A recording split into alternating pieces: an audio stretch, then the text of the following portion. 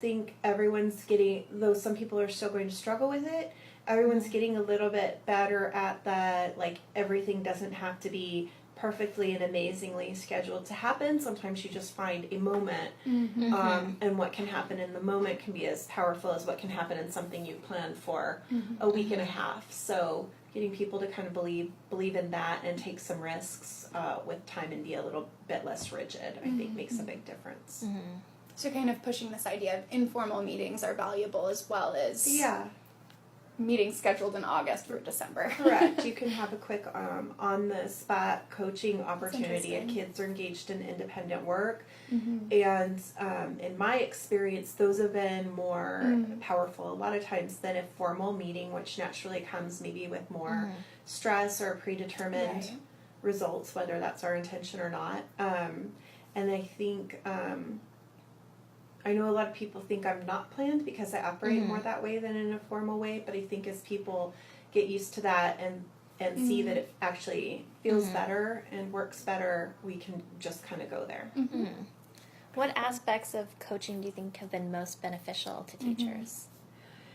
I think the fact that the coaching has been really teacher focused based on their needs and the collaborative identification of challenges that they want to address and work on really works in this model. The models of coaching that I've observed or been a part of before have been more like data based, and what the teachers are getting is directed by not necessarily directed by what they're feeling they're needing. It's your data shows you need this, so here it is. Or your administrator is seeing this deficiency, so here it is, versus this kind of more the more organic development of need. I just think it sticks. It's not compliance based. It's real. And so people are more likely to engage, which is why if we said everyone needs to work with a coach next year, we still wouldn't fall into and because or because it would be you need to, but it's still going to be that collaborative piece as much as we're allowed to do that. Did I completely answer that? I feel like I missed part of what I was going to... It'll come back to me if I... Maybe the follow-up question will bring it back. Because the follow-up piece to, like, what's most beneficial to teachers out of coaching is, like, in what ways have you seen these benefits in teachers' practice? Yeah. Like, tackling these challenges. Yeah, I just think I'm not telling them to do that. I'm not trying to direct them to do it. And I'm not the one who... depending on how busy your school is, how new you are to the situation, what you're doing, sometimes it's hard as an administrator to be consistent as an instructional coach because you're not there as often as you want or need to be to really support and really have the credibility you need to have regarding instructional practice.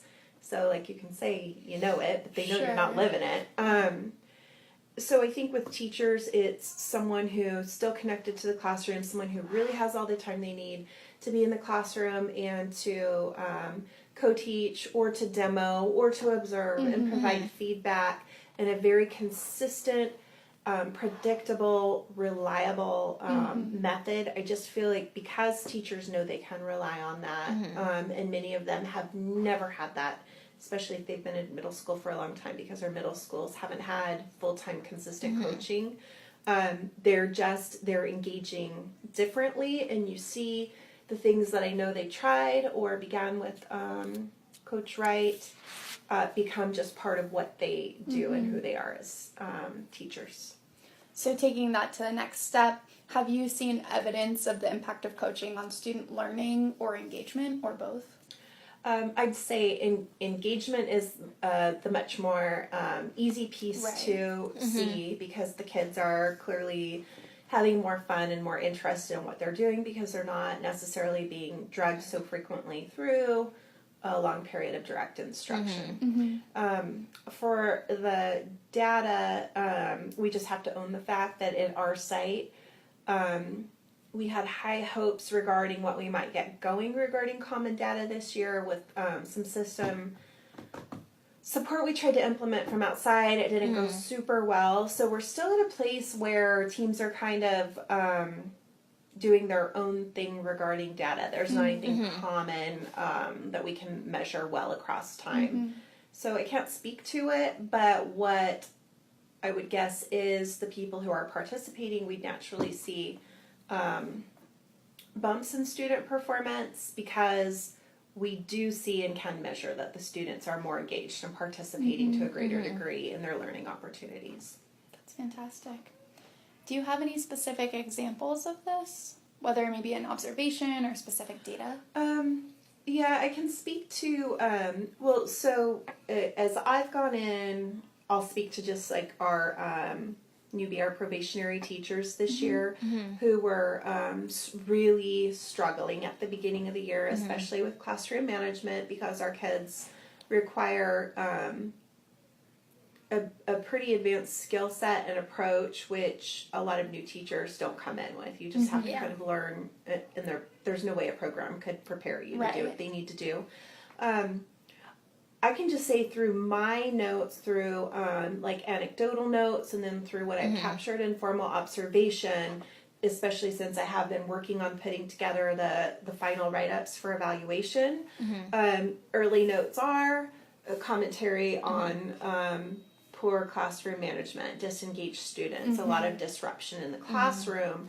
And as I've been in the classroom and as I'm getting to drawing these conclusions at the end of the year regarding their performance and the next steps, most of the things that have gone well for them, that have helped them turn it around, are the things that I know Sarah helped them with. For many of our teachers, it's the combination of using technology and innovative strategies to manage the classroom and engage students, coupled with really cool, engaging experiences in the classroom. So just about half of our sixth graders regularly get to engage and experience learning through and with HyperDocs, which those classrooms at the beginning of the year, they were still good classrooms and they're still great teachers, but I don't see as many kids, like spinning off task on their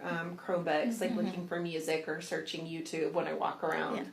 As I did, they're actually participating in what they're supposed to be, because it's a little bit more self-paced. It's very student-focused. It's thoughtfully created to engage them. It's not about what the teacher is about and what the teacher likes, but you can see that they're clearly reflecting and trying to meet the kids where they are. That's fantastic. Well, I think you just answered our next question, actually. It was what aspects of the DLP have been most beneficial to students. So if you had anything else to add to that. Well, I think the other